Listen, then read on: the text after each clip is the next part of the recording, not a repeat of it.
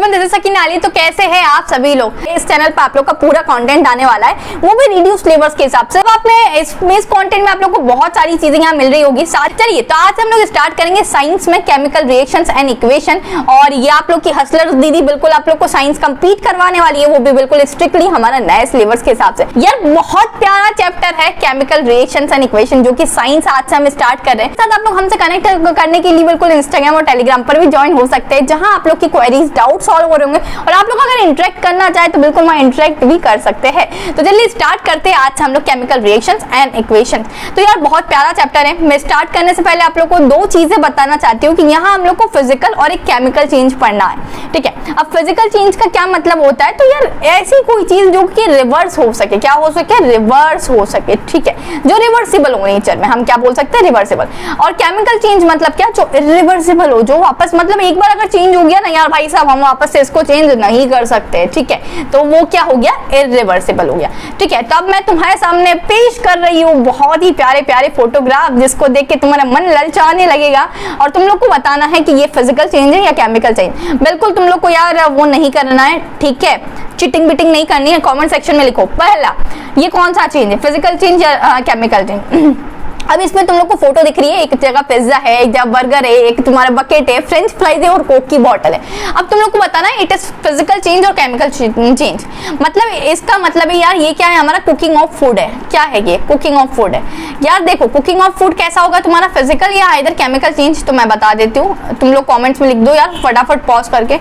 It is chemical change. क्यों बेटू, अब देखो यार मैंने खाना पका लिया है, ठीक है, बना लिया है, अब मैं उसको रिवर्स कर सकती हूँ क्या, ये बिल्कुल पिज्जा को मैं रिवर्स कर सकती हूँ, पिज्जा ब्रेड में कन्वर्ट कर सकती हूँ, नहीं कन्वर्ट कर सकते ना दीदी, आपने इसको कुक कर लिया है ना, इस पर चीज आ गई है, अब बहुत सारी डिफरेंट हमारी वेजिटेबल्स इस पर है ना। बर्गर को कर सकते हैं हम क्या वापस से, नहीं कर सकते। फ्रेंच फ्राइज को वापस से मैं आलू के फॉर्म में कन्वर्ट कर सकती हूँ, नहीं कर सकते। तो इट इज इरिवर्सिबल। और इरिवर्सिबल चेंज कैसा होता है, मैंने अभी भी तुम लोग को बताया। इरिवर्सिबल चेंज कैसा होगा, केमिकल चेंज होगा, ठीक है। और इसमें एक नया सब्सटेंस मिल रहा है, मतलब हम लोग ने पिज्जा ब्रेड से पिज्जा बना लिया है ना, आलू से हमने फ्रेंच फ्राइज बना ली, बर्गर के हमने बहुत अंदर बहुत सारी चीजें स्टफिंग करके रखी है ना। तो इट इज इरिवर्सिबल चेंज और न्यू सब्सटेंस कैन फॉर्म। अब नेक्स्ट आप लोग को दिख रहा है एक आइस की फोटो दिखाई दे रही, जल्दी से बताओ फिजिकल है या केमिकल चेंज। बेटू इट इज फिजिकल चेंज है ना। अब मैंने इसको फिजिकल चेंज क्यों कहा है, क्योंकि मैं इसको रिवर्स कर सकती हूँ। अब देखो यार एक बर्फ है मेरे पास, एक आइस का टुकड़ा है, अगर वो पिघल गया, पूरा मेल्ट हो गया ना, यहाँ हम पिघल गए, ठीक है तो यहाँ अगर वो पिघल जाता है तो मैं क्या कर सकती हूँ, उसको पानी बन जाएगा, वो क्या बन जाएगा, सिंपली वाटर बन जाएगा। उस वाटर को मैं वापस से आइस क्यूब में कन्वर्ट कर सकती हूँ क्या, डेफिनेटली यस यार। कैसे कन्वर्ट कर सकते हो, दी कुछ नहीं, हम लोग घर के फ्रीजर में जाके वो जो एक ट्रे आती है जिसमें हम बिल्कुल आइस क्यूब जमाते हैं, उसमें वापस डाल के आइस क्यूब वापस से जमा सकते हैं, बिल्कुल जमा सकते हैं। मतलब क्या हुआ, इसको रिवर्स, अगर ये मेल्ट होके वाटर बन रहा है तो वापस से हम क्या कर सकते हैं, उसको आइस के फॉर्म में रिवर्स कर सकते हैं। तो इट इज रिवर्सिबल। तो रिवर्सिबल चेंज कैसा होता है हमारा, तुम लोग को पता है, रिवर्सिबल चेंज मतलब फिजिकल चेंज, ठीक है।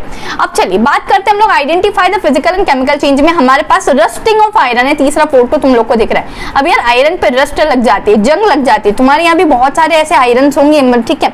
मतलब मेरा घर रिनोवेट हुआ था तो हमारे यहाँ जो कुंडी निकली, समझ रहे हो, समझ रहे हो ना, थी, और बहुत सारी ऐसी अपनी निकलती है ना लोहे की चीजें, वो हमने ना ऊपर टेरेस पे रख दी थी। टेरेस पे रखने के बाद जब पानी आता है, रेनफॉल आता है और बहुत सारा डस्ट, ठीक है, मॉइस्चर सबके कांटेक्ट में आने से आयरन क्या हो जाता है, रस्ट लगने लग जाती है। तो या कि इस आयरन को मैं उसके पुरानी स्टेट में, मतलब जो बड़ा साफ सुथरा आयरन था उस वाले स्टेट में ले जा सकती हूँ क्या, डेफिनेटली नहीं। तो ये कौन सा चेंज होगा, केमिकल चेंज, ठीक है। केमिकल चेंज मतलब क्यों, because it is irreversible in nature और न्यू सब्सटेंस कैन फॉर्म। यार ये रस्टिंग ऑफ आयरन एक न्यू सब्सटेंस हुआ, इसकी हमारी प्रॉपर्टीज, केमिकल प्रॉपर्टीज डिफरेंट होगी जो नॉर्मल आयरन होता है उससे। ये नॉर्मल आयरन है, ये रस्टिंग ऑफ आयरन है, and both are different from each other, ठीक है। नेक्स्ट फोटोग्राफ तुम लोग को दिखाई दे रही है हमारी कैंडल की। यार कैंडल में ना तुम लोग को एक बहुत प्यारी चीज बताने वाली हूँ मैं। यहाँ ना कैंडल में दो चीजें होती है, physical change plus chemical change. दीदी हाउ इट इज पॉसिबल, ऐसा तो हो नहीं सकता। बिल्कुल हो सकता है बच्चा पार्टी, बिल्कुल बेटू ऐसा पॉसिबल है। देखो मेल्टिंग हो रही है जहां ये पिघल रही है, ठीक है, बिल्कुल मोमबत्ती होती है ना यार, कैंडल होती है, ये देखो ये पिघल रही है, इसका है ना, इसका वैक्स पिघल रहा है। तो जो मेल्टिंग होती है ना इसमें, वो क्या होता है हमारा, कौन सा चेंज होगा मुझे बताओ। Melting is my physical change. It is my physical change. पर मैं अगर बात करूँ यार, मोमबत्ती यहाँ जल रही है, बहुत सारे लोग तुमसे जलते होंगे ना यार, नहीं तुम्हारे दोस्त में बहुत सारे होते हैं, बहुत सारे दुश्मन भी होते हैं। इसी तरीके से ये बर्निंग ऑफ कैंडल क्या हो गया, केमिकल चेंज हो गया। बर्निंग की बात करूं मैं तो ये केमिकल चेंज में, मैं दोनों का आप लोगों को रीजन देती हूँ। बिल्कुल घबराना नहीं है कि दीदी ने बस बता दिया, कोई रीजन नहीं दिया। अरे रे तुम्हारी इस हसलर दीदी तुम्हें पूरा रीजन देगी। देखो बेटा, मेल्टिंग का मतलब क्या है कि सिर्फ इसका ना कुछ प्रॉपर्टीज चेंज नहीं हो रही, इसका सिर्फ शेप चेंज हो रहा है। मतलब मेल्ट हो रहा है कि वैक्स, और वैक्स के ऊपर वैक्स का ये रेल गिर रहा है। हमारे यहाँ मतलब यार एमपी साइड बोलते हैं रेला गिर रहा है, ठीक है तो ये रेला गिर रहा है ना, बाकी ये कोई चेंज नहीं हुआ है ना, ठीक है। तो ये कैसा चेंज है, हमारा फिजिकल चेंज। बर्निंग की बात करूं तो यार देखो, कैंडल जल रही है, बर्न हो रही है, ठीक है, तो बर्न होते होते छोटी भी हो जाएगी, मतलब बहुत सारी चीजें हो रही है, इट इज इरिवर्सिबल। अब मैं वो जो कैंडल छोटी हो गई उसको बड़ा तो नहीं कर सकती हूँ ना, है ना, उसकी हाइट बड़ी कर दी, उसको बड़ा कर सकती हूँ, नहीं कर सकती। तो मतलब क्या हो गया, इट इज इरिवर्सिबल। तो burning of candle is chemical change. और वहीं पे बात करूं अगर मेल्टिंग ऑफ कैंडल की, तो मेल्टिंग ऑफ कैंडल हमारा है फिजिकल चेंज, ठीक है। अब नेक्स्ट फोटोग्राफ तुम्हारे पास है राइपनिंग ऑफ बनाना, ठीक है, बनाना, ठीक है, राइपनिंग। अब देखो यार, बनाना पक गया है, ये कैसे पता चलता है हमें, इनके ब्लैक ब्लैक डॉट्स, ये देखो, ये इनको भी पिंपल हो गए, देखना है ना, हम क्या कर सकते हैं, ठीक है। तो ये राइप हो गया है। अब तुम लोग को पेपर में अगर आए कि राइपनिंग ऑफ फूड, तो तुम लोग ऐसा मत लिखना कि राइपनिंग ऑफ फूड कौन सा चेंज होता है, ये होता है हमारा केमिकल चेंज। क्योंकि मैं इसको यार जो हमारा कच्चा बनाना होता है, ठीक है, उसके फॉर्म में तो नहीं कन्वर्ट कर सकती हूँ, फकरे की बात है ना। तो क्या होता, अब यार मैंने बोला राइपनिंग ऑफ बनाना का एग्जाम्पल दिया, तो तुम ऐसा मत करना कि राइपनिंग ऑफ एप्पल आए तो तुम लोग लिख दो कि दीदी ने तो पढ़ाया ही नहीं था, सकीना दी ने इतना बताया था कि राइपनिंग ऑफ बनाना आए तो तुम्हें केमिकल चेंज लिखना है, ऐसा नहीं है। देखो मैं तुम्हारे पास यहाँ दो चीजें लेकर आई हूँ, ये देखो, फर्स्ट हमारे पास है ये एक एप्पल है, ठीक है, देखो बड़ा अच्छे से ना एप्पल, ये ठीक है ये एप्पल क्या है, ये कच्चा एप्पल है, हम सब देखो ना, इसका कलर रेड नहीं हुआ है। अब मैं बोलूंगी कि ये राइप हो गया, ये कैसे पता चलेगा तुम लोगों को, क्योंकि दीदी उसका कलर कैसा हो जाता है, रेड, रेड फॉर लव। हाँ, प्यार में ही सब डूब मरता है ना, तो सही बात है ना।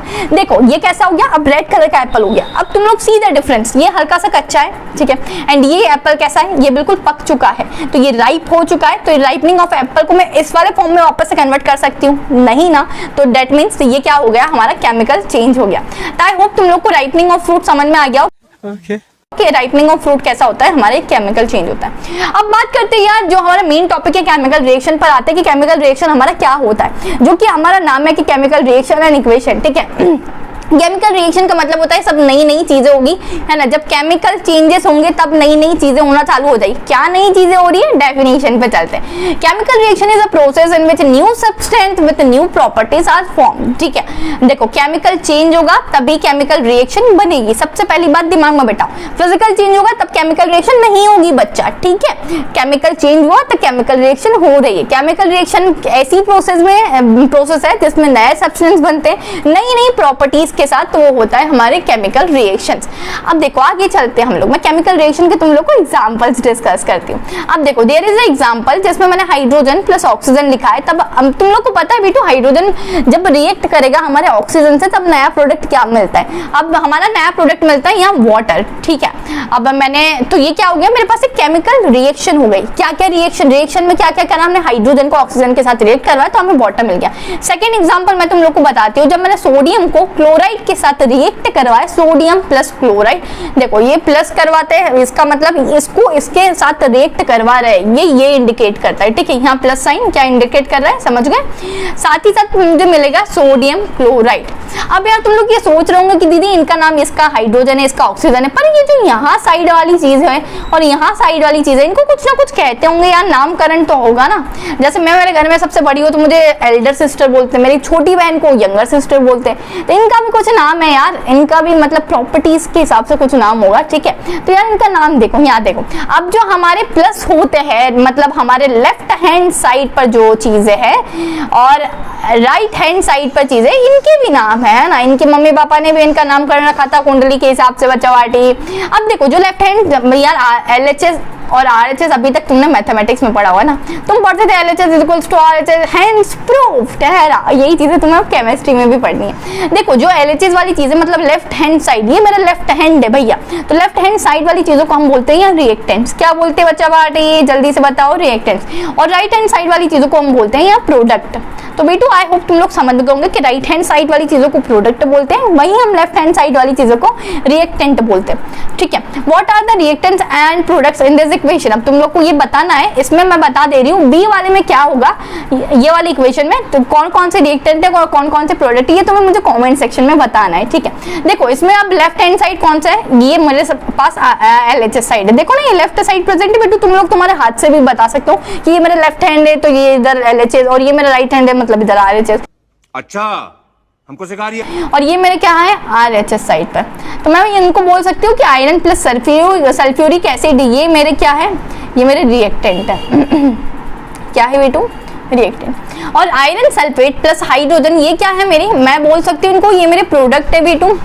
यस करेक्ट, ये क्या है हमारे प्रोडक्ट है। तो आई होप चीजें समझ में आ गई होगी। Sodium plus chloride it gives sodium chloride, तो ये तुम लोग को मुझे बताना कि इसमें कौन सा रिएक्टेंट है और कौन सा प्रोडक्ट है, तो let me know in the comment section. चलिए, word equation to chemical equation. अब सीधी सी बात है, अभी जैसे तो अभी तक मैं लिख के बता रही थी तुम लोग को हाइड्रोजन की पूरे स्पेलिंग के साथ प्लस ऑक्सीजन की स्पेलिंग के साथ, और इट गिव्स वाटर। ठीक है, तो अभी तक हम लोग ने इसको केमिकल फॉर्म में लिखा नहीं, मतलब ये वर्ड इक्वेशन थी, केमिकल इक्वेशन में नहीं लिखा है। वर्ड इक्वेशन मतलब क्या, जैसे मैं अगर मेरा नाम सकीना इस तरीके से लिख दो, अब मेरा नाम है ना केमिस्ट्री में नहीं लिखा था, तो तुम ये मत बोलना कि दीदी केमिस्ट्री की लैंग्वेज में लिख के बताओ, है ना, मुझे पता है तुम्हारा कहाँ कहाँ तक दिमाग चल सकता है और तुम क्या क्या सोच सकते हो। ठीक है, ये रहा हमारा। अब तुम लोग के पास अब मुझे केमिकल इक्वेशन लिखना है, केमिकल फॉर्म में लिखना है। तो हाइड्रोजन तुम लोग को पता है, हाइड्रोजन का सिंबल क्या होता है, H। अब तुम लोग बोलेंगे दीदी ये 2 कहाँ से आ गया, इनका जन्म कैसे हुआ, तो ये 2 का जन्म हुआ, ये H2 मतलब क्या होता है बेटू, यहाँ एटोमिसिटी। क्या होता है, एटोमिसिटी। हाइड वैसे ही ऑक्सीजन का सिंबल तो होता है दीदी O, तो आपने 2 क्यों रखा है इसके साथ, तो वापस से एटोमिसिटी है ये। ठीक है, और ये H2O मिल गया। अब देखो ये H2 प्लस O2, ये मेरे क्या है बेटू, यहाँ ये मेरा एलिमेंट है, अगेन ये भी मेरा एलिमेंट है, और H2O जो मिला है ये मेरा कंपाउंड है। ठीक है, 2 एलिमेंट्स मिलकर कंपाउंड बनाते हैं, 2 या 2 से ज्यादा एलिमेंट्स मिलकर कंपाउंड बनाते हैं। ठीक है, वापस sodium plus chloride, sodium chloride, इसके केस में भी सोडियम मेरा एलिमेंट है, क्लोराइड मेरा एलिमेंट है, और सोडियम क्लोराइड मेरा कंपाउंड है। Na plus Cl2 it gives NaCl, sodium मतलब Na, क्लोराइड मतलब Cl2, और सोडियम क्लोराइड मतलब उन दोनों का मिक्सचर, तो ठीक है NaCl। अब यार तुम लोग को नेक्स्ट पढ़ना होगा बैलेंसिंग ऑफ इक्वेशन। मतलब बैलेंस मतलब क्या, दोनों की मास हमारे पास इक्वल होनी चाहिए, LHS साइड पर भी और RHS साइड पर भी। अब यार तुमने बचपन में तराजू देखा है, अब मुझे नहीं पता तुम्हारे वहाँ अभी भी आते कि नहीं, पर मेरे यहाँ तो अभी भी सब्जी मंडी में जब तुम जाते हो ना, तो आज भी हमारे यहाँ सब्जी मंडी में सब्जी तराजू में ही तोल के दी जाती है। तराजू मतलब क्या होता है, तुम्हें फोटो डिस्प्ले हो रही होगी। ठीक है, तराजू मतलब होता है बच्चा, जहां मतलब अगर मम्मी ने बोला कि यार बेटो आधा किलो ना आलू लेकर आना, तो क्या करता है, एक साइड आधा किलो आलू रखता है और एक साइड क्या करता है, उनके पास स्टोन्स होते हैं, हाफ केजी का, 1 केजी का, 2 केजी का, तो हाफ केजी का वो स्टोन रख देता है। जब वो दोनों स्टोन यहाँ इक्वल हो जाते हैं ना, ऐसा इक्वल, देखो ऐसा ऐसे इक्वल, तो ठीक है, मतलब ऐसा क्या हो गया कि वो दोनों इक्वेशन बैलेंस हो गई, दोनों का मास क्या हो गया, इक्वल हो गया। मास कैसे हो गया, इक्वल। तो अब हम लोग को मास देखना है। ठीक है, तो अब इसके लिए मैं तुम लोग के लिए बहुत इजीएस्ट भी लेके आई हूँ कि तुम लोग ने अगर ध्यान से समझाना तो इसके बाद तुम लोग को बिल्कुल भी दिक्कत फेस नहीं करनी पड़े। There is a equation H2 plus O2 it gives H2। हम लोग को क्या करनी पड़ेगी, एक टेबल बनानी पड़ेगी। टेबल में मेरे को 3 चीजें लिखनी पड़ेगी, एलिमेंट्स, LHS और RHS। LHS का मतलब तो अभी मैंने तुम लोग को बताया था, लेफ्ट हैंड साइड में जो भी चीजें हैं, और RHS का मतलब राइट हैंड साइड में जो भी चीजें आप लोग की। ठीक है, अब एलिमेंट्स में मैंने दोनों एलिमेंट्स, कौन कौन से एलिमेंट्स प्रेजेंट है तो मैंने ये बताया था, ये एलिमेंट्स होते हैं और ये कंपाउंड होता है। आई होप तुम लोग ने अच्छे से देखा होगा। ठीक है, तो एलिमेंट्स में मेरे पास यहाँ एक हाइड्रोजन है मेरे पास प्रेजेंट और एक ऑक्सीजन, तो मैंने दोनों का नाम लिख दिया है यहाँ। ठीक है, LHS साइड की अगर मैं बात करूँ तो LHS में मेरे पास हाइड्रोजन को देखो, सबसे पहले LHS साइड में हाइड्रोजन के पास कितना मास है, 2। ठीक है, तो यहाँ मैंने 2 लिख दिया। अब मैं इसको देख रही हूँ हाइड्रोजन के पास RHS साइड में कितना मास है, तो ये रहा RHS। ठीक है, हम लोग RHS साइड आ गए। हाइड्रोजन के पास अगेन दीदी यहाँ 2 मास है, तो 2, तो क्या हाइड्रोजन बैलेंस है, हाँ हाइड्रोजन का तो मास इक्वल है, तो दीदी ऐसा जाएगा, ऐसा, ठीक है। और नहीं मास इक्वल होता तो कोई ऊंचा कोई नीचा, कोई ऊंचा कोई नीचा, ऐसा जाता है, ठीक है। चलिए let's talk about oxygen. Oxygen को हम लोग जब लेफ्ट हैंड साइड देखेंगे, LHS की बात करते हैं, तो ऑक्सीजन के पास कितना मास है, तो तुमने बोला दीदी 2, तो यहाँ LHS के बॉक्स में हमने 2 लिख दिया। देखो ये LHS है, इसके बॉक्स में मैंने 2 लिख दिया। अब देखो ऑक्सीजन को हम लोग कहाँ चेक करेंगे, राइट हैंड साइड पर। तो राइट हैंड साइड पर मुझे ऑक्सीजन को चेक किया, दीदी यहाँ तो 1 ही मास है, यहाँ तो 2 मास है ही नहीं। कोई बात नहीं बच्चा, हम इसको ना कर सकते हैं, इस पर नहीं है तो हम लोग को इसको बैलेंस करना होगा। यहाँ मास इक्वल नहीं है, यहाँ क्या है RHS साइड पर ये 1 है, तो मतलब ये कैसी है, बैलेंस इक्वेशन नहीं है ऑक्सीजन के केस में। हाइड्रोजन तो बैलेंस था पर ऑक्सीजन बैलेंस नहीं है। चलिए बैलेंस करने के लिए क्या करना पड़ेगा, देखो तुम ऐसा मत करना कि इसके बाद H2 ऐसा लिखते तो के बाद भी तुम ऐसा 2 लगा दो, ये तुम्हारा जो है ना ये गलत हो जाएगा, ठीक है। इंस्टीड ऑफ दैट तुम लोग को यहाँ क्या करना है मैं तुम लोग को बताती हूँ।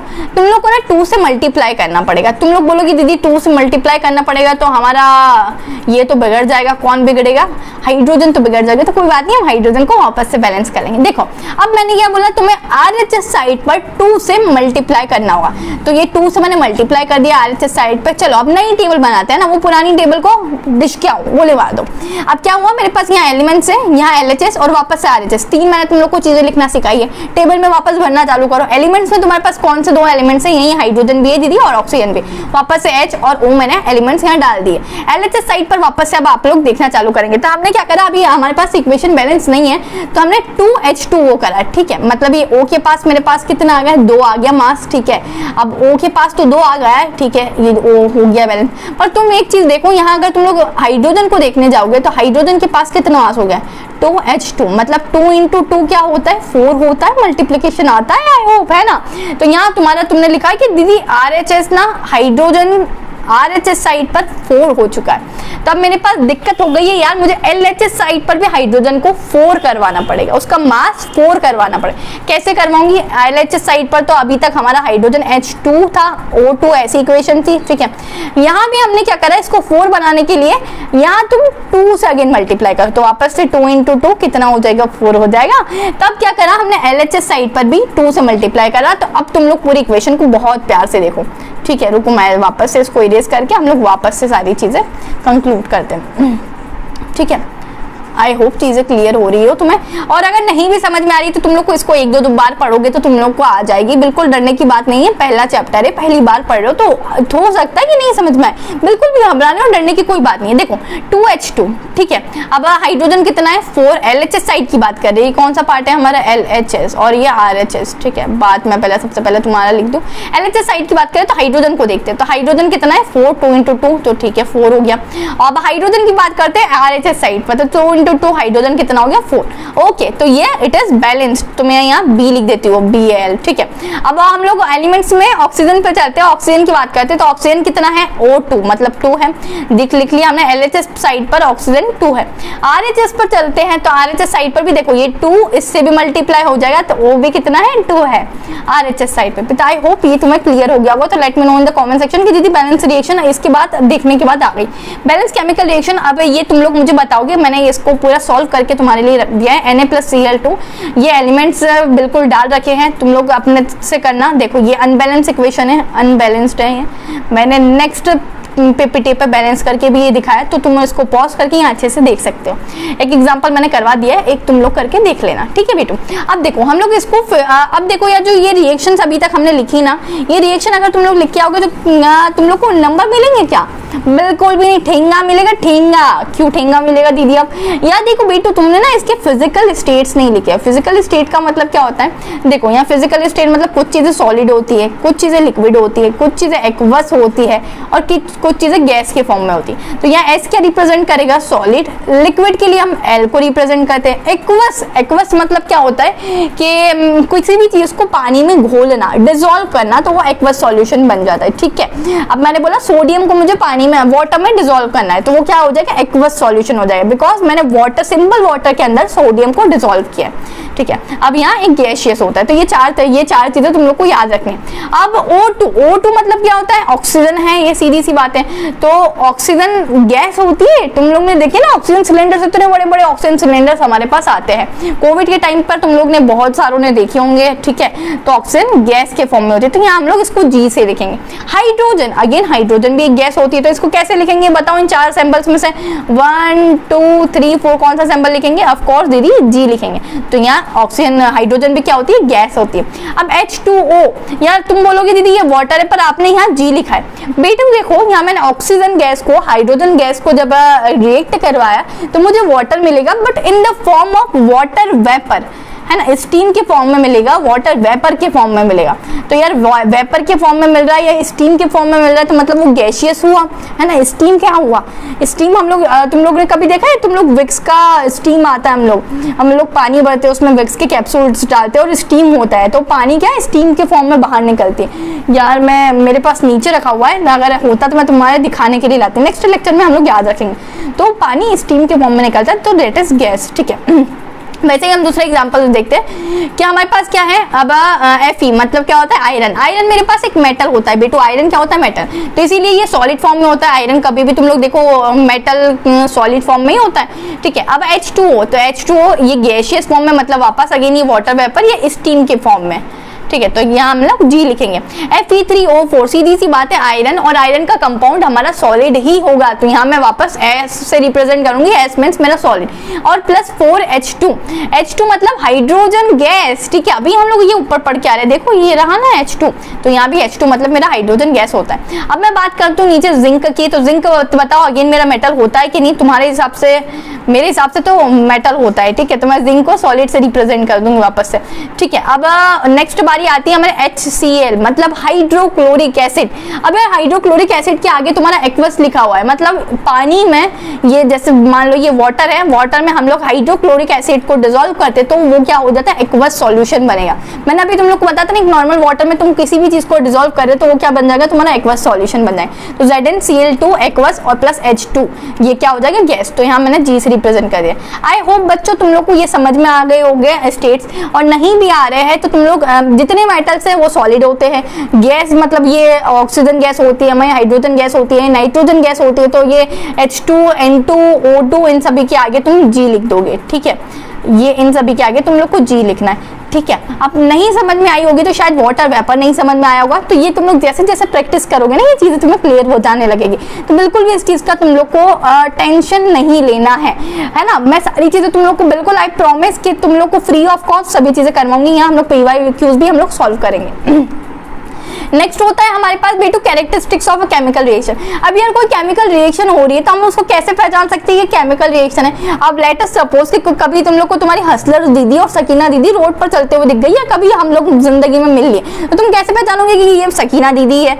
मेरे चेहरे से, by my face, by my voice, क्योंकि तुम लोग ने मेरा चेहरा देख रखा है, मेरी बातें सुन रखी है, मेरी आवाज पहचानते हो, तो तुम लोग पहचान सकोगे कि हाँ ये तो सकीना दीदी है, वेरीफाइड है ना, हमारी हसलर्स दीदी है, बिल्कुल द हसलर्स वाले चैनल वाली दीदी। वैसे ही हम किसी केमिकल रिएक्शन को कैसे पहचान सकते हैं, तो देखो जब केमिकल रिएक्शन कोई भी अपना स्टेट चेंज करती है, ठीक है, अपना कलर चेंज करती है, टेम्परेचर भी चेंज होता है जब एक केमिकल रिएक्शन होती है, गैस उसमें से निकलती है, वॉल्यूशन ऑफ गैस, धूम है ना, स्वाहा वैसा वाला, ठीक है। साथ ही साथ फॉर्मेशन ऑफ प्रेसिपिटेट। प्रेसिपिटेट का मतलब होता है बेटू कि पानी में जो चीज सॉल्यूबल नहीं होती है ना, एक लिक्विड में जो चीज सॉल्यूबल नहीं होती है वो बोलते हैं प्रेसिपिटेट। लेट अस सपोज हम लोग एक एग्जांपल लेते हैं कि सैंड का, ठीक है, जो रेती आती है ना, रेती को अगर तुम पानी में डाल दोगे ना तो वो कभी भी डिसॉल्व नहीं होती, वो सेटल डाउन हो जाएगी, नीचे बैठ जाएगी, पर डिसॉल्व नहीं होगी। नहीं हो तो तुम लोग करके देख लेना है ना, अपने स्कूल से रेती ले आना, बाहर से ही रेती ले आना अपने घर के बाहर, और एक गिलास में पानी में रेती डाल के देखना वो डिसॉल्व होगी, बिल्कुल भी नहीं होगी। तो let me know in the comment section की दीदी हमको ये पता था और हमने ये एक्सपेरिमेंट ट्राई किया है, ठीक है। चल सबसे पहले हम लोग ने देखा कैरेक्टरिस्टिक्स ऑफ केमिकल रिएक्शन में, अब एक एक को हम लोग डीपली डिस्कस करेंगे। Change of state. अब चेंज ऑफ स्टेट में मैं सबसे अच्छा एग्जांपल तुम लोग को यहाँ लेके आई हूँ कैंडल का, है ना। अभी हम लोग ने कैंडल का फिजिकल और केमिकल चेंज में देखा था, अब कैंडल को हम लोग यहाँ देख रहे हैं। कैंडल का वैसे स्टेट क्या होता है, सॉलिड होता है, ठीक है। कैंडल कैसी होती है, सॉलिड होती है ना, ठीक है। कैंडल किस चीज से मिलकर बनी होती है, वैक्स से मिलकर। कौन सा, WAX। अब ये वैक्स वो वाला पार्लर वाला वैक्स नहीं होते, ठीक है, जो गर्ल्स पार्लर में करवाती, बॉयज भी करवाते, जो मॉडलिंग शॉडलिंग करते रहते हैं, ठीक है। वाह क्या सीन है। वो वैक्स नहीं है, ये मोमबत्ती वाला वैक्स होता है, ठीक है। अब जब हम लोग कैंडल को, ये तो सॉलिड होता है, अब ये स्टेट कैसा चेंज कर रहा है दीदी, ये तो सॉलिड दिख रहा है हम लोग को। जब हम कैंडल को बेटू बर्न कर रहे हैं, ठीक है, जब मैंने कैंडल को जलाया तो बर्निंग ऑफ कैंडल के टाइम पर बहुत हीट निकलती है, ठीक है। जब मैं बचपन में छोटी थी ना, तो हमारे एरिया में बहुत लाइट जाती थी, तो पता है हमारे मतलब हम लोग समटाइम्स कैंडल जलाते थे जब बहुत टाइम तक लाइट चली जाती थी। तो तुम लोग देखना, जिसके यहाँ अभी भी कैंडल जलाते होंगे, तो तुम्हारे ऊपर की जो हमारी दीवार वाली छत होती है ना, काली होने लग जाती है। क्यों, हीट की वजह से, बहुत ज्यादा हीट की वजह से काली होने लग जाती है। और हीट की वजह से दूसरा, कैंडल पर क्या असर होता है, कैंडल पर क्या असर होता है, हीट की वजह से ना ये पिघलने लगती है, ठीक है। तुम भी कभी कभी किसी को देख के पिघलने लगते हो, है ना। वैसे तो तुम लोग नहीं पिघलते हो, पर हाँ समटाइम्स हम भी किसी को देख के पिघलने लगते हैं, और तुम भी किसी को देख के पिघलने लगते हो। ऐसे में बड़ा सख्त लौंडा हूं, लेकिन यार यहाँ में पिघल गया। तो यहाँ कैंडल किस चीज को देखकर पिघल रही है, तो कैंडल यार हीट को, जब उसको बहुत ज्यादा हीट मिल रही है ना, हॉट हो गया है वो, तो यहाँ पिघल रही है, ठीक है। तो आई होप तुम लोग को ये एग्जांपल से समझ में आ गया हो। वैसे कैंडल क्या होता है, सॉलिड, हीट की वजह से, due to presence of heat की वजह से ये लिक्विड और मोल्टन वैक्स में कन्वर्ट हो जाता है। देखो ये रेल गिर रहा है, ये पिघल रहा है, क्या हो रहा है, ये धीरे धीरे पिघल रहा है। तो ये कैसा, ये पिघलता रहता है, तो ये मोल्टन और लिक्विड स्टेट में कन्वर्ट हो जाता है। और जब बर्निंग ऑफ कैंडल होता है बेटू, तो यहाँ हमारे पास Ca2 + H2O गैस इवॉल्व होती है, जिससे हमारी दीवार भी काली होने लग जाती है, ठीक है। चलिए नेक्स्ट होता है हमारे पास change in colour. Change in colour का तुम लोग एक बहुत ही अच्छा एग्जांपल देख सकते हो, जैसे कि मैंने अभी तुम लोग को दो एप्पल्स दिखाए थे। ये एप्पल हल्का सा मेरा कच्चा है, तो इसका कलर ये इस हल्का सा मतलब लाइट ग्रीनिश टाइप पे तुम लोग को कुछ दिख रहा होगा, ठीक है, लाइट ग्रीनिश हल्का से, देखो ये हल्का हल्का रेड हो रहा है, मतलब इट स्टार्ट टू राइप, ठीक है, ये पकना चालू कर दिया है। और जब ये पक जाता है तो ये कंप्लीटली रेड दिखाई देने लगता है। देखो रेड रेड रेड है ना, रेड कलर प्यार का होता है, डेंजर का होता है, बहुत सारी चीजें रेड में होती है। साला ये दुख का खत्म नहीं होता बे। खैर क्या कर सकते हैं। चलो तो चेंज इन कलर में तुम लोग को समझ में आ गया है, फ्रॉम दिस टू दिस, तो ये क्या हो गया, चेंज इन कलर, है ना। ये कच्चा था और पकने के बाद, राइप होने के बाद ये कंप्लीटली रेड में कन्वर्ट होता था। वैसे ही हमारी केमिकल रिएक्शंस भी होती है कि जो कलर चेंज कर देती है। कैसे, देखो मैं तुम्हें एग्जाम्स में लिखने को आएगा, तो तुम लोग क्या कर सकते हो, ये वाला बिल्कुल एग्जाम्पल लिख सकते हो। क्या रिएक्शन लिख के आनी है, citric acid plus potassium permanganate. ये क्या होता है, पोटेशियम परमैंगनेट का तुम लोग को कलर बताना होगा, तो ये पर्पल कलर का होता है बेटू। जब इसकी रिएक्शन मैंने करवाई तो ये यहाँ हमें कलरलेस मिल जाता है, देखो ये कलरलेस मिला। तो तुम्हें यही एग्जांपल में लिख कर आना है, ये रिएक्शन लिखोगे तो तुम लोग को बिल्कुल फुल नंबर मिल जाएंगे। कैरेक्टरिस्टिक्स ऑफ कार्बन में हमने चेंज ऑफ स्टेट देखा, चेंज इन कलर देख लिया।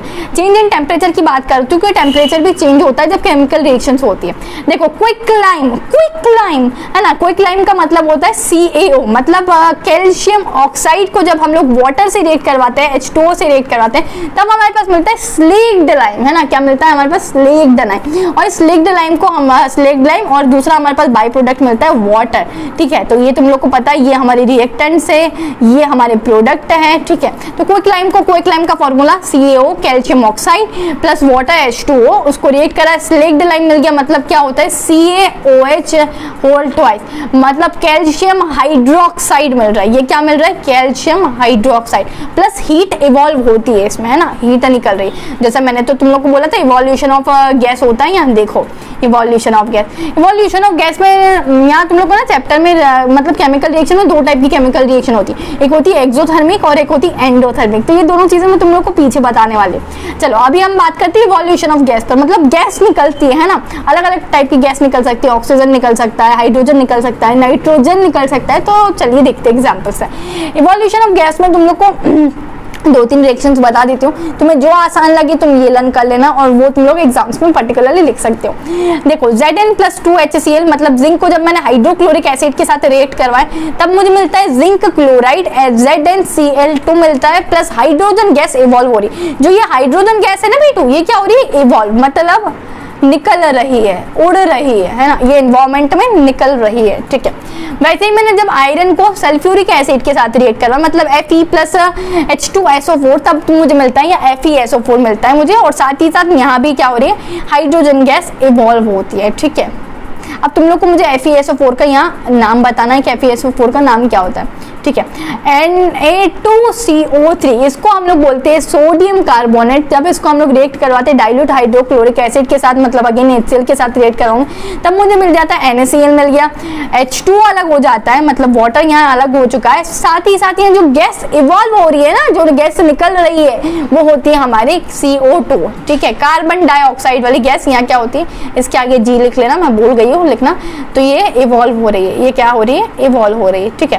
तो तुम लोग को तीनों रिएक्शन में पता चल गया कि यहाँ कौन कौन सी गैस तीनों रिएक्शन में इवॉल्व हो रही है। दो में तो H2 इवॉल्व हो रही है, ये रही H2 और ये रही, और एक में हो रही है CO2 इवॉल्व, ठीक है। लास्ट हमारा पता चलता है कि हम लोग केमिकल रिएक्शन को कैसे पहचान सकते हैं। तो हम लोग प्रेसिपिटेट, मतलब उसमें PPT बनती है। PPT का मतलब अब है ना पावर पॉइंट प्रेजेंटेशन नहीं है बच्चा, यहाँ PPT का मतलब है प्रेसिपिटेट, ओके ठीक है। अब देखो प्रेसिपिटेट में तुम लोग को एग्जाम में आएगा तो कौन सी रिएक्शन लिखने को आनी है, तो देखो KI मतलब potassium iodide plus PbNO3 twice, है ना, लेड नाइट्रेट। अब ये रिएक्ट करेगा तो PPT बनती है हमारी येलो कलर की। देखो यहाँ PbI2 येलो कलर की एक PPT बनती है, मतलब that is insoluble in water. PPT क्या होती है, जो घुलती नहीं है, ऐसे जम जाती है नीचे, ठीक है, ऐसे ऐसे जम जाती।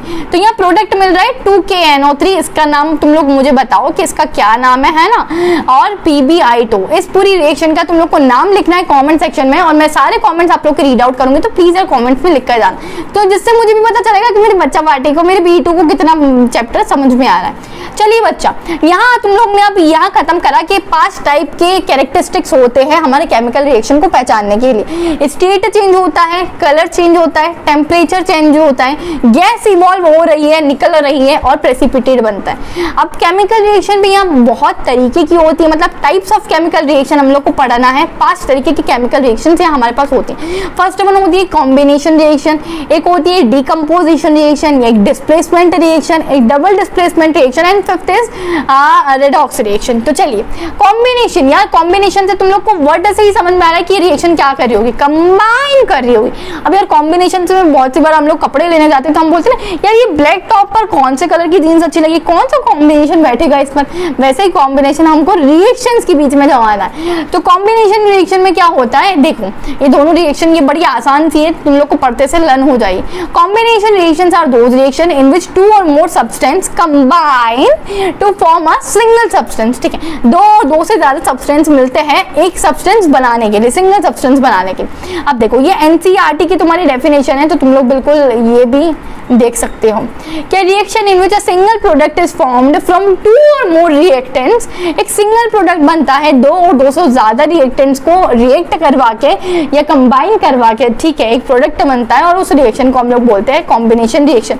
दोनों में से जो भी आसान लगे तो वो तुम लोग लर्न कर सकते हो, पर ये लैंग्वेज और इसी की मतलब इन्हीं की भाषा में तुम लोग को लैंग्वेज लिख कर आनी पड़ेगी। तुम तुम्हारी भाषा में कुछ भी लिख कर आओगे तो बेटू नंबर नहीं मिलेंगे। बोर्ड्स में थोड़ी सी बुकिश लैंग्वेज हमें लिखनी पड़ती है। आसान है, मुझे नहीं लगता कि इसमें कुछ रॉकेट साइंस है कि तुम लोग नहीं याद कर सकते, ठीक है। एग्जाम्पल्स की अगर मैं बात करूँ तो यहाँ एग्जाम्पल्स में तुम्हारे पास CaO प्लस H2O, तो ये मतलब ये CaO अभी मैं तुम लोग को पढ़ा के आ रही हूँ, है ना। ये CaO मतलब कैल्शियम ऑक्साइड, ये इसको हम लोग नाम देते क्विक टू लाइम, क्विक, है ना। अभी इसको आप लोग वाटर के साथ डिजॉल्व कराते हैं तो मुझे मिलता है स्लेक्ड लाइम, मतलब कैल्शियम हाइड्रोक्साइड, ये ट्वाइस भी आएगा, है ना, CaOH ट्वाइस, ये तो 2 लगा लेना बेस में, ये एक्वस होता है और हीट यहाँ इवॉल्व हो रही है। तो ये कैसी रिएक्शन हो गई, कॉम्बिनेशन। या मतलब क्विक लाइन को वाटर के साथ रिएक्ट करवाए तो मुझे क्या मिल रहा है, स्लेक्ड लाइन मिल रहा है, साथ ही साथ हीट निकल रही। वैसे ही तुम कोई भी रिएक्शन लिख सकते हो बेटो, तुम ये भी लिख सकते हो H2 + O2, ठीक है, ये रिएक्शन लिख सकते हो या कोई भी रिएक्शन। अब नीचे मैंने तुम लोग को वापस से C6H12O6, इसका मतलब होता है ग्लूकोज। इसको मैंने जब ऑक्सीजन से रिएक्ट करवाया तब मुझे यहाँ मिलता है, देखो इन दोनों को कंबाइन करवाया तो मुझे एक प्रोडक्ट मिल रहा है, CO2 मिल रहा है, साथ ही साथ H2 मिल रहा है, और एनर्जी इसमें इवॉल्व हो रही है, ठीक है। ये हमारी कॉम्बिनेशन रिएक्शन। नेक्स्ट हम लोग को पढ़नी डिकम्पोजिशन रिएक्शन। तो डिकम्पोजिशन रिएक्शन पूरी उल्टी होती है। यहाँ हम लोग 2 और 2 से ज्यादा प्रोडक्ट को यहाँ हम लोग क्या कर रहे हैं, 2 और 2 से ज्यादा रिएक्टेंट्स को मिलाकर प्रोडक्ट बना रहे हैं। वहां हम लोग एक सिंगल प्रोडक्ट को तोड़कर, है ना, in the presence of heat या किसी भी चीज से तोड़कर 2 और 2 से ज्यादा रिएक्टेंट हम लोग उसमें से निकाल लेंगे। चलो देखो, जस्ट अपोजिट है कॉम्बिनेशन रिएक्शन से, है ना। तो डिकम्पोजिशन रिएक्शन, तो देखो decomposition reaction are those reaction in which one compound splits, मैंने क्या बोला, एक प्रोडक्ट को हम लोग तोड़कर 2 और 2 से ज्यादा रिएक्टेंट निकाल सकते हैं। One compound split to form 2 और मोर सब्सटेंस, ये एनसीईआरटी की डेफिनेशन है, तुम्हारी दीदी ने तुम्हारे लिए सब ला दिया है। A single reactant break down to give a simpler product, so this is decomposition reaction. और decomposition reactions are the exact opposite of combination reaction. चलो अब हम लोग को ये क्या है, मेरा प्रोडक्ट है CaCO3, है ना। इसको मैंने हीट दी, एक्सटर्नल हीट देंगे और इसको तोड़ने की कोशिश करेंगे तो कैसे टूटेगा, ये CaO प्लस Ca2 के फॉर्म में यहाँ टूट जाएगा। तो ये क्या हुआ, 2 से ज्यादा हमें रिएक्टेंट्स मिल गए। एक प्रोडक्ट को हमने स्प्लिट करवाया, ये क्या था, हमारे प्रोडक्ट था। एक प्रोडक्ट को हमने हीट के प्रेजेंस में स्प्लिट करवाया तो हमें 2 और 2 से ज्यादा रिएक्टेंट्स यहाँ मिल रहे हैं। Same again as it is बच्चा पार्टी, तुम लोग को क्या करवाना है, अगेन नेक्स्ट प्रोडक्ट लेना। कैसा नेक्स्ट प्रोडक्ट, देखिए हमने AgBr लिया है यहाँ, तो AgBr को मैं Hμ और in the presence of light के फॉर्म में तोड़ने की कोशिश कर रही हूँ, ठीक है ना। ये तो हमारे एटमॉस्फेयर में प्रेजेंट ही होता है, ठीक है। तो अब यहाँ मुझे क्या 2 से ज्यादा वापस से प्रोडक्ट मिलेंगे, तो यहाँ मुझे प्रोडक्ट मिल रहा है Ag और Br, तो दोनों अलग अलग हो गया। यहाँ क्या क्या मिल रहा था हमें, Ag मिल रहा है और साथ ही साथ Br मिल रहा है। देखो Ag मिला और यहाँ मुझे Br मिल गया, तो इन दोनों को ऐसे तोड़ दिया in the form of in the presence of Hμ और लाइट, ठीक है। याद रखना है कॉम्बिनेशन रिएक्शन का जस्ट अपोजिट होता है डिकम्पोजिशन रिएक्शन। अब आते हैं डिस्प्लेसमेंट रिएक्शन। बहुत प्यारा सा एग्जांपल तुम लोग को यहाँ देना चाहूंगी। बचपन में क्या था, मैं और मेरी बेस्ट फ्रेंड हम लोग साथ ही एक ही बेंच पर बैठते थे, ठीक है। अब यार मैं बहुत ही टॉकेटिव हूँ, मतलब चपड़ चपड़ चपड़ चपड़ चपड़ मेरा मुंह चलता ही रहता है दिन भर, मैं एकदम शांत नहीं रह सकती हूँ, ठीक है। तो मैं मेरी बेस्ट फ्रेंड के साथ हमेशा क्या करती रहती थी, बिल्कुल बात ऐसा मुंह चलाते रहती थी। तो बहुत सारी टीचर्स को ना बड़ी दिक्कत होती थी, उनकी क्लास डिस्टर्ब होती थी मेरे बोलने से, ठीक है। तो क्या करते थे, यहाँ मुझे उठाकर दूसरे की जगह पर बैठा देते थे और दूसरे बच्चे को उठाकर मेरी बेस्ट फ्रेंड के पास बैठा देते थे। मतलब क्या हो रहा है, यहाँ मेरा डिस्प्लेसमेंट हो रहा है। एकदम इन्होंने वक्त बदल दिया, जज्बात बदल दिए, जिंदगी बदल दी। मुझे डिस्प्लेस करके मेरी पोजीशन पे किसी और बंदे को लाया जा रहा है और मुझे किसी और बंदे के पास बिठाया जा रहा है ना। तुम्हारे भी साथ कभी कभी ऐसा होता होगा ना कि तुम बहुत बोलते हो या किसी लड़के के पास लड़की बैठ गई तो हाँ, है ना, दिल में बिल्कुल लड्डू फूटने लग जाते, 440 वोल्ट का झटका लगने लग जाता है ना हमें, ठीक है। तो यहाँ मेरा क्या हो रहा है, डिस्प्लेसमेंट हो रहा है, क्योंकि मुझे डिस्प्लेस करके किसी और के जगह पर बैठाया जा रहा है और किसी और को मेरी बेस्ट फ्रेंड के पास बैठाया जा रहा है, क्योंकि मैं बहुत ही बोलती हूँ ना। और समटाइम्स तो क्लास से भी भगा दिया जाता था, कॉलेज लाइफ में भगा दिया जाता था, स्कूल लाइफ में तो मैं कभी बाहर नहीं हुई थी क्लास से। हाँ, 12th क्लास में जरूर हुई थी यार, पर वो मतलब बहुत सारे लोग थे हम जब हमको भगा दिया था क्लास से, क्या सीन है। ठीक है। तो चलिए, वैसे ही डिस्प्लेसमेंट यहाँ भी हो रहा है कि मोर रिएक्टिव मेटल क्या करेगा, लेस रिएक्टिव मेटल को यहाँ से भगा देगा। यार ये तो बहुत गलत है ना यार। तो दीदी हम कैसे डिसाइड करेंगे कि कौन सा मोस्ट रिएक्टिव मेटल है और कौन सा लीस्ट रिएक्टिव मेटल? तो वो भी तुम्हारे लिए केमिस्ट्री ने आसान कर दिया है ना, बहुत सारे साइंटिस्ट हैं। तो देखो पहले डेफिनेशन देखते हैं। Displacement reaction are those reaction in which a more reactive metal displace are less reactive metal, ठीक है। मोर रिएक्टिव मेटल डिस्प्लेस कर रहा है हमारे लेस रिएक्टिव मेटल को। और नेक्स्ट हम लोग बोल सकते हैं कि the reactivity of a metal is decided by the reactivity series. कौन सी रिएक्टिविटी सीरीज? तो ये रही तुम्हारे सामने रिएक्टिविटी सीरीज। तुम लोग इसको कैसे याद कर सकते हो, ऐसे भी याद कर सकते हो। Please stop calling me a careless zebra, instead try learning how copper saves gold, ठीक है। तो यहाँ तुम लोग को ये दिखी रही है रिएक्टिविटी सीरीज। तो मैं तुम लोग को फटाफट से एग्जाम्पल की तरफ ले चलती हूँ कि तुम्हें बहुत अच्छे से समझ में आने लगे। देखो हमारे पास जिंक एक मेटल है, इसीलिए सॉलिड फॉर्म में। इसको जिंक को मैंने रिएक्ट करवाया CuSO4 से, मतलब जिसको हम बोलते हैं कॉपर सल्फेट, ठीक है। वो एक्वस सॉल्यूशन में, मतलब एक पानी है मेरे पास, उसमें मैंने कॉपर को डाल दिया है। तो CuSO4 का मेरे पास एक एक्वस सॉल्यूशन है। इसको जब हम लोग, ये क्या है, ये हम मेरे रिएक्टेंट्स हैं, दोनों क्या है मेरे रिएक्टेंट्स। प्रोडक्ट में जो मिल रहा है ZnSO4 प्लस Cu।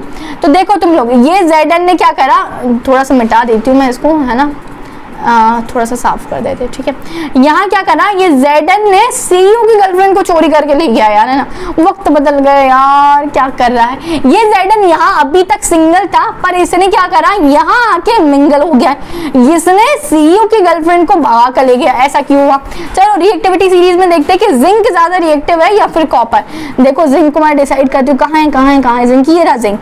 कॉपर को देखो कहाँ है, ये रहा कॉपर। तो कौन ऊपर है? जिंक। मतलब जिंक ज्यादा स्मार्ट होगा, ज्यादा पैसे वाला होगा, ज्यादा इंटेलिजेंट होगा, तभी तो कॉपर की गर्लफ्रेंड को सल्फेट को भगाकर ले गया। देख लो, ये सिंगल से मिंगल हो गया और कॉपर यहाँ सिंगल हो चुका है। ओ भाई मारो मुझे, मारो मुझे, मारो नहीं, ये मजाक हो रहा है। एक सेकंड यार, मजाक हो रहा है। नहीं ये एस फॉर सिंगल भी तुम समझ सकते हो, पर एस फॉर सॉलिड है, मतलब कॉपर एक मेटालिटिक है, तो समझ ही सकते हो क्या हो रहा है। डिस्प्लेसमेंट कैसे कैसे होता है, रियल लाइफ में भी ऐसा डिस्प्लेसमेंट हमें देखने को मिलता है।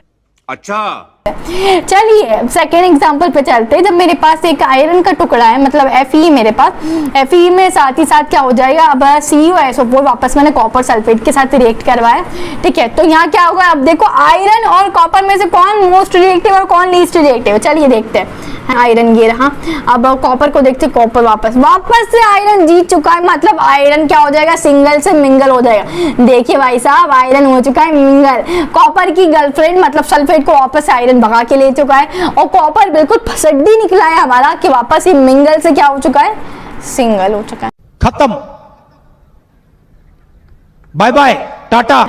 ठीक है, तो इस तरीके से तुम्हें डिस्प्लेसमेंट रिएक्शन याद रखनी है। चलिए डबल डिस्प्लेसमेंट रिएक्शन, तो डबल डिस्प्लेसमेंट रिएक्शन का कोई भी लेन देन नहीं है डिस्प्लेसमेंट रिएक्शन से, डिस्क्लेमर है ना। तुम ये मत समझना कि अब दो बार डिस्प्लेसमेंट हो रहे तो डबल डिस्प्लेसमेंट, ऐसा कुछ भी नहीं है बेटा। ओके ठीक है, डबल डिस्प्लेसमेंट का मतलब होता है कि यहाँ हमारे पास एक्सचेंज ऑफ आयंस हो रहे होंगे। देखो डबल डिस्प्लेसमेंट रिएक्शन और दो रिएक्शन इनमें there is exchange of ions to form a new compounds. ठीक है, दो टाइप के डबल डिस्प्लेसमेंट रिएक्शन होता है, पहला होता है प्रेसिपिटेशन, दूसरा न्यूट्रलाइजेशन।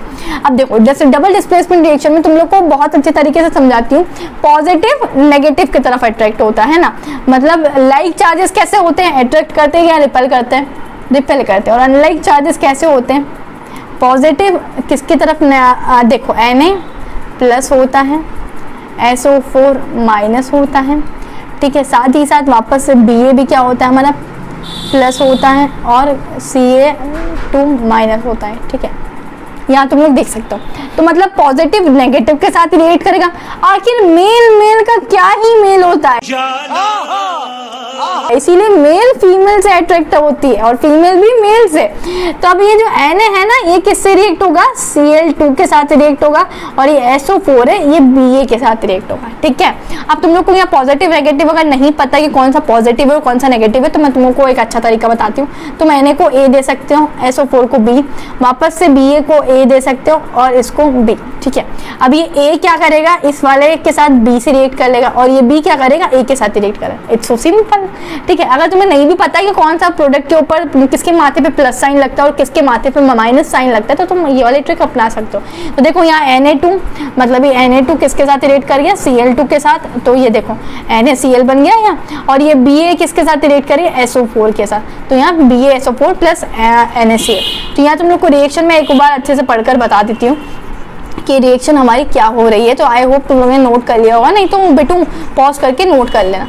चलिए यहाँ तुम लोग को रिएक्शन में हो रहा है बेटू कि Na2SO4 एक्वस सॉल्यूशन है, BaCl2 के साथ रिएक्ट कर रहा है, तो हमें मिलेगा BaSO4, मतलब ये वाला इससे रिएक्ट कर जाएगा, प्लस NaCl, मतलब ये इससे रिएक्ट करेगा। सीधी सी बात है, ये A है, वापस से लिख देती हूँ, ये B है, ये A है और ये B है, तो A B के साथ, ये वाला A इस B के साथ रिएक्ट कर रहा है, और ये वाला B इस A के साथ रिएक्ट कर रहा है। ठीक है, आई होप समझ में आ गया हो। नहीं, रिडॉक्स रिएक्शन बहुत आसान है, डेफिनेशन वाइज सिर्फ a reaction in which both reduction and oxidation takes place is called a redox reaction. तुम लोगों को बहुत ही प्यारे तरीके से, बहुत प्यार से बेटो इस चीज को याद करना पड़ेगा, शिद्दत से लर्न करना पड़ेगा। ठीक है, तभी जाके तुमसे ये रिएक्शन सही होगी। रिडक्शन का मतलब होता है कि रिमूवल ऑफ ऑक्सीजन, जिसमें से जा रहा ऑक्सीजन को जब रिमूव करते हैं तब भी हम रिडक्शन बोलते हैं, या फिर तुम एक हाइड्रोजन को जोड़ रहे हो तब भी रिडक्शन होता है। रिडक्शन का मतलब या तो तुम ऑक्सीजन को निकाल रहे हो ऑफ रिडक्शन, ठीक है, रिमूवल ऑफ ऑक्सीजन या फिर एडिशन ऑफ हाइड्रोजन, तो इसका मतलब होता है हमारा रिडक्शन। अब मैं बात करूँ अगर ऑक्सीडेशन की, तो यहाँ क्या हो रहा है, वहाँ रिडक्शन में रिमूवल ऑफ ऑक्सीजन था, तो ऑक्सीडेशन में एडिशन ऑफ ऑक्सीजन होगा। साथ ही साथ वहाँ रिडक्शन में क्या था, एडिशन ऑफ हाइड्रोजन था, तो ऑक्सीडेशन में रिमूवल ऑफ हाइड्रोजन होगा। इस चीज का तुम्हें ध्यान रखना। चलिए, सबसे पहले यहाँ कॉपर है, कॉपर के साथ मैंने ऑक्सीजन को रिएक्ट करवाया, मतलब क्या है मैंने बताओ, मतलब जो एडिशन ऑफ ऑक्सीजन क्या होता है बताओ, ये रहा एडिशन ऑफ ऑक्सीजन होता है ऑक्सीडेशन। तो मैं यहाँ बोल सकती हूँ कि यहाँ क्या हो रहा है, इस वाले रिएक्शन में ऑक्सीडेशन हो रहा है, ऑक्सीडेशन, ठीक है, क्योंकि ये इसने कॉपर ने सीयू के साथ रिएक्ट करा और हमारा मिल गया CuO, है ना, ऑक्सीजन के साथ रिएक्ट करा। अब CuO मतलब कॉपर ऑक्साइड को जब मैं हाइड्रोजन के साथ रिएक्ट करवा रही हूँ, तो एडिशन ऑफ हाइड्रोजन किस में होता है, रिडक्शन में। चलो चेक करवाती हूँ, एडिशन ऑफ हाइड्रोजन किस में हो रहा है, अगेन रिडक्शन में। तो ये क्या हो गया हमारा रिडक्शन, CuO प्लस H2, तो ये रिडक्शन।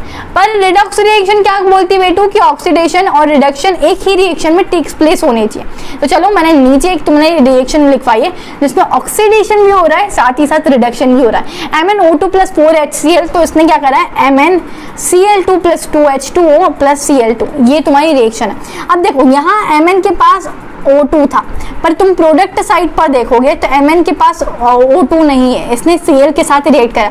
मतलब यहाँ तुम लोग बोल सकते हो कि ये रिमूवल ऑफ ऑक्सीजन हो गया है, और रिमूवल ऑफ ऑक्सीजन को क्या बोलते हैं हम लोग, रिडक्शन। देखो रिमूवल ऑफ ऑक्सीजन को क्या बोलते हैं हम लोग, रिडक्शन। और यहाँ Mn के पास O2 था, पर प्रोडक्ट साइड पर Mn के पास O2 नहीं है, Cl है, मतलब ऑक्सीजन का क्या हो रहा है, रिमूव हो गया ऑक्सीजन। तो यहाँ मैंने लिख दिया इसी के हिसाब से इसका रिडक्शन हो रहा है। अब देखो ये HCl, मतलब HCl में H स्टैंड्स फॉर हाइड्रोजन। अब ये प्रोडक्ट साइड पर देखो, यहाँ हाइड्रोजन, यहाँ Cl अकेला है, हाइड्रोजन तो भाग गया, है ना, मतलब क्या हो गया, Cl अलग हो चुका है। तो रिमूवल ऑफ हाइड्रोजन क्या हो जाएगा हमारा, ऑक्सीडेशन। देखो removal of hydrogen is called oxidation. तो नीचे साइड जहाँ ये HCl था और यहाँ Cl मिला, मतलब यहाँ H अलग हो चुका है, रिमूव हो चुका है हाइड्रोजन, तो ये ऑक्सीडेशन होगा। और यहाँ MnO2 था पर ऑक्सीजन रिमूव हो चुका है, देखो यहाँ Cl2 आ गया, तो ये रिडक्शन होगा। नहीं भी समझ में आ रहा है तो बिल्कुल आप लोग को घबराने की जरूरत नहीं है, तुम 1 से 2 बार लेक्चर को देखोगे ऑटोमेटिकली तुम्हें चीजें समझ में आने लगी। अच्छा हमको बस यही हमारा चैप्टर बिल्कुल कंप्लीट होता है। मरी एक बार हम लोग कर लेते हैं, मैंने जो जो चीजें पढ़ा है एक क्विक रिवीजन करवा देती हूँ, ठीक है। तो यहाँ तुम लोग को सिंबल्स बता रहे, solid S, gases G, liquid L, aqueous solution AQ, ठीक है। अब बैलेंस कैसे करते हैं कि रिएक्शन को मासेस इक्वल होना चाहिए, तुम्हें सिखाया था अभी, है ना। साथ ही साथ बच्चा तुम लोग को यहाँ केमिकल रिएक्शन 2 टाइप की होती है, पहली होती है हमारे पास एक्सोथर्मिक रिएक्शन और दूसरी होती है हमारे पास एंडोथर्मिक रिएक्शन। एक्सोथर्मिक और एंडोथर्मिक का क्या मतलब होता है, एक्सोथर्मिक एक ऐसी केमिकल रिएक्शन होती है जिसमें हीट निकल रही है, इवॉल्व हो रही है, ठीक है, हीट इज इवॉल्व। और एंडोथर्मिक रिएक्शन एक ऐसी रिएक्शन है जिसमें हीट इवॉल्व नहीं, एब्जॉर्ब हो रही है। जैसे क्या होता है हमारे पास टॉवेल होता है ना, जिससे हम नहा के निकलते तो पोस्ट, है ना, बात करने के बाद उस टॉवेल पे अगर पानी गिर जाता है तो क्या करता है, टॉवेल क्या करता है, उस पानी को सोक कर लेता है, एब्जॉर्ब कर लेता है। इसी तरीके से ये हीट को एब्जॉर्ब कर लेता है और उस रिएक्शन को बोलते हैं हम एंडोथर्मिक रिएक्शन। तो यहाँ आप लोग देख सकते हैं। केमिकल रिएक्शन में मैं एक्सोथर्मिक का तुम लोग को बहुत प्यारा एग्जाम्पल दूंगी, कोल का, ठीक है।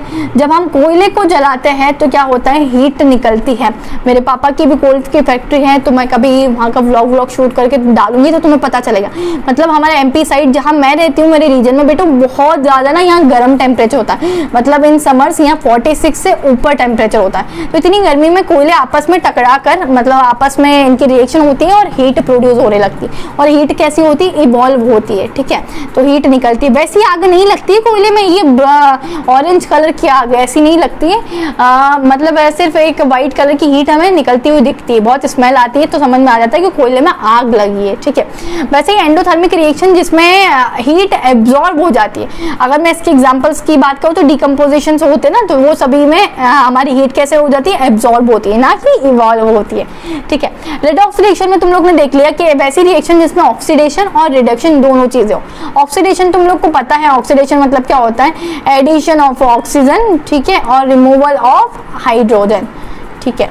और रिडक्शन मतलब भी तुम लोग को पता है कि addition of hydrogen and removal of oxygen, ठीक है।